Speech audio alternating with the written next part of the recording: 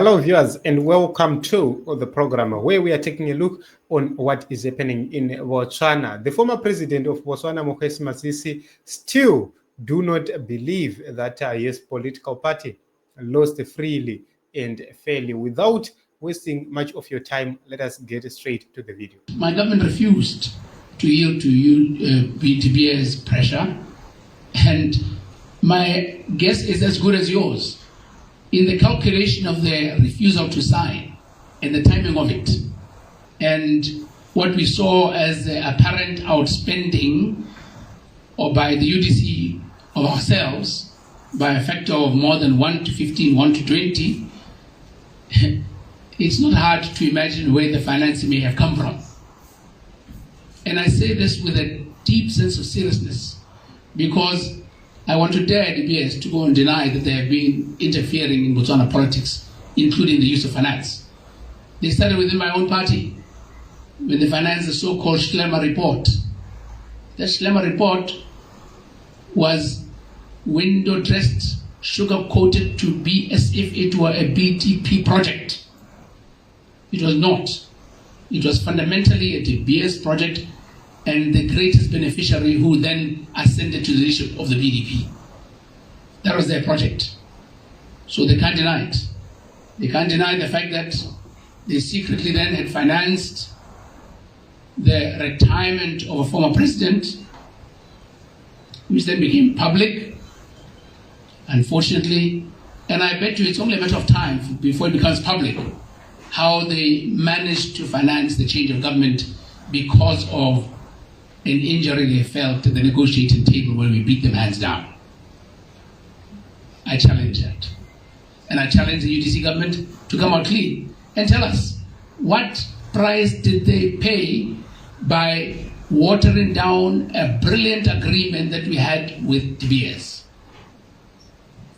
Two, we must also get to calculate the real cost, the true cost, the opportunity cost of the sacrifice that was made to the expense of Botswana, in terms of potential lost revenue.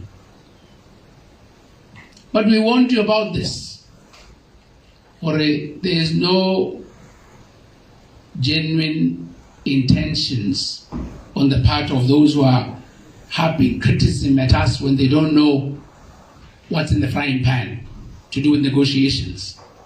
They don't know why we had never challenged this agreement in the past. And I did say, and I meant it genuinely, I was prepared, if it took that, to lose elections.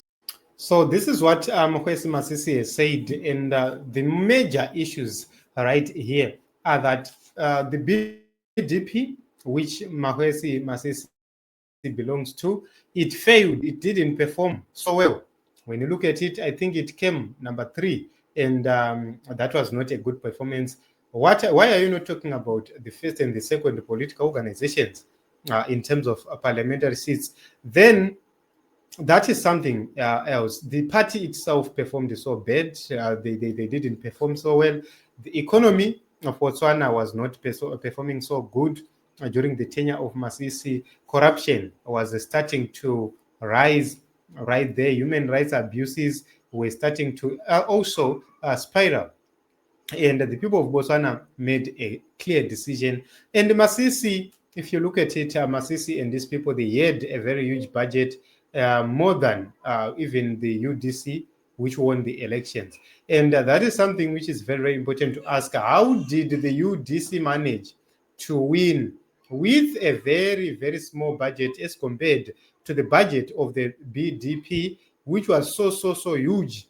And they bought very, very high-profile cars, so many of them for this. They were well-oiled, well-prepared for this election, but they will tell us about how the DBS might have involved themselves or influenced this election.